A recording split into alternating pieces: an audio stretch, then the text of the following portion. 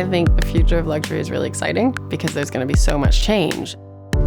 The fashion industry is such a big, long supply chain filled with so many different humans who work along it, and we don't know about them. Because of that reason, I think there are so many people who want change and who are making change happen within businesses. Mulberry is an amazing example of a luxury brand who said, we are going to change everything. At Mulberry, we are the largest luxury manufacturer of leather goods in the UK. We produce a product that are made to last. We make a bag that will age beautifully. It's a bag that can be handed down from mother to daughter, daughter to granddaughter. The provenance of the product goes way back into the supply chain. Mulberry has been a willing participant in the sustainable world. So we've decided to take a more progressive leadership approach within our industry. Our Made to Last manifesto is of commitment through net zero carbon, regenerative agriculture, and a circular business model. Mulberry is committed to become net zero in emissions by 2035. That's 15 years ahead of the 2050 deadline set by the world leaders. We have to now look at our global operations and we have to look at our supply chain. So the only way we're going to do that is to partner with all our suppliers to understand the impact that our leather has right through its life cycle. We've partnered with Muirhead, who source over 98% of their leather from the UK. As a consumer of leather, which comes from livestock and cattle, it's a huge opportunity for the leather industry to engage with the ultimate source of that leather, the farms. Fashion is so intertwined with agriculture. Regenerative agriculture is the opposite in many ways of conventional agriculture. It doesn't use any pesticides, uses crop rotation and animal rotation in order to fertilize the soil, and treats the farm as a living organism that actually can self-sustain. Regenerative farming, livestock or arable, is about reinvigorating the landscape, bringing them alive.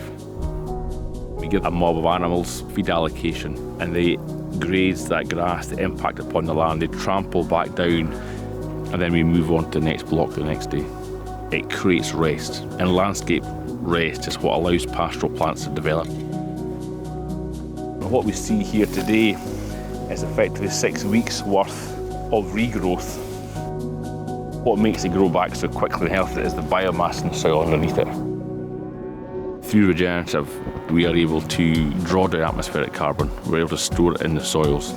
Mother Nature does all the hard work for us. We've just invested time in understanding how Mother Nature has evolved to operate over what is effectively 4 billion years.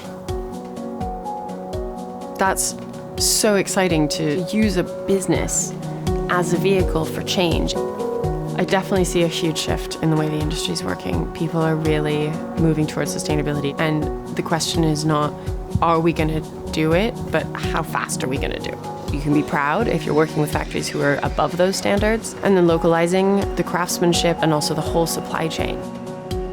We look continuously to reduce our impact on the environment, to extend the life of the product, to reduce the waste within that life cycle. For many years, we've had a Mulberry repair centre. Our customers cherish their bags, they're used on a daily basis, and things wear out. We've adapted that model to a Mulberry exchange programme. We buy back bags, we refurbish them in our repair centre, and then we find new homes for them. It's one way of continuing to supply luxury leather accessories in a minimal impact way. None of our waste goes to landfill. We harvest rainwater on the roof. All the lights in this factory are LEDs, so we've always done what we believe is the right thing to do. But our responsibility goes further than that now. Low impact manufacturing is to have a really light touch. I hope that the greatest proportion of our supply chain will be regenerative. So rather than being in an industry that tries to minimize its impact on the world, actually it's a force for good. If we adopt the regenerative, circular, net zero approach, we believe that we'll get there. We do not have time for an incremental step-by-step approach right now, and we are in a hurry.